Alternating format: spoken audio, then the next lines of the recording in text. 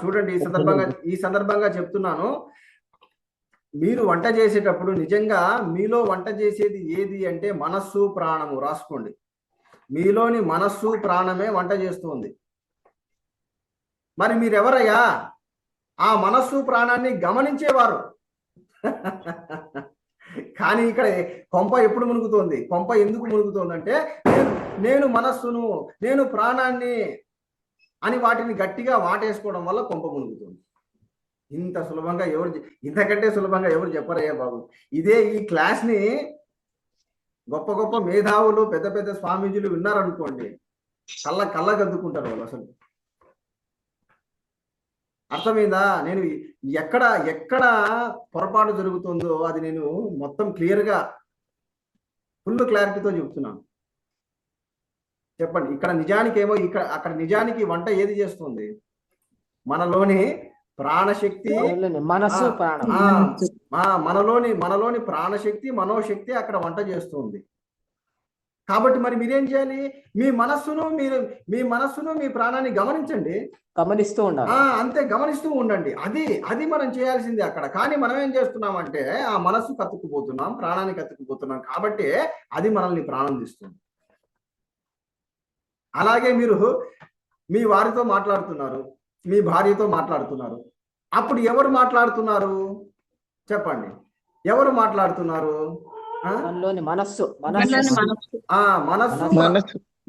ప్రాణం, ప్రాణశక్తి, మనస్సు ప్రాణం మాట్లాడుతుంది. కాబట్టి మీరేం చేయాలి? గమనికలో ఉండండి, గమనిస్తూ ఉండండి, శరీరం గమనిస్తుంది.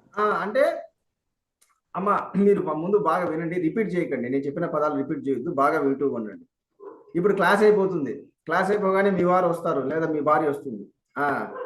ఏమండి, ఇంతసేపు క్లాస్ విన్నారు, ఎలా ఉంది అని, లేకపోతే ఇంకా ఇంతసేపు క్లాస్ విన్నారు, వెంటనే భోజనం చేయండి, ఏం తింటారు అని అన్నారనుకోండి, మాట్లాడాలి.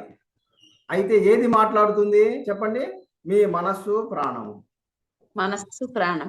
అనుకుంటూ మాట్లాడాలి. ఇలా మాట్లాడడం వల్ల బెనిఫిట్ ఏమిటి చెప్పండి? ఇలా మాట్లాడడం వల్ల గొప్ప బెనిఫిట్ ఏమిటి చెప్పండి? ఇది చెప్పిన వాళ్ళకి బాగా తెలిసిన వాళ్ళు చెప్పండి. కోపం రాదు, కోపం అహంకారం కంట్రోల్ లో ఉంటుంది సార్.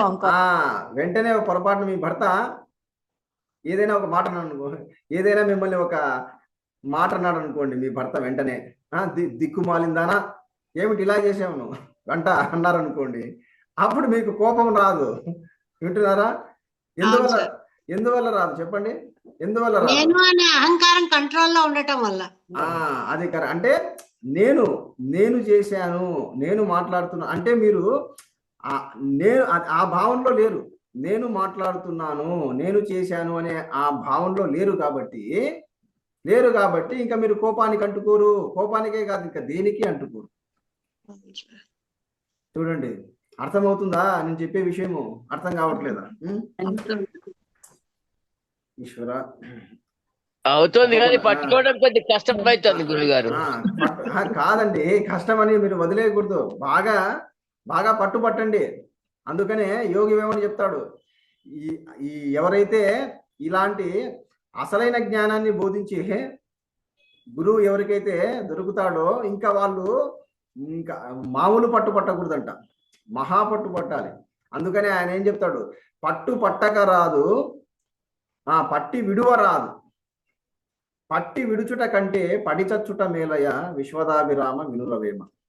చూడండి, మీకు నేను ఇప్పుడు ఇలాంటి జ్ఞానాన్ని బోధించడం లేదు, ఇదే అసలు సిసలైన జ్ఞానాన్ని బోధిస్తున్నాను. అలాంటప్పుడు ఇంకా మీరు పట్టు పట్టాలి. ఇంకా ఎంతటి పట్టు పట్టాలంటే ఉడుంపట్టు అంటారు కదా, అంతటి పట్టు పట్టాలి. ఇంకా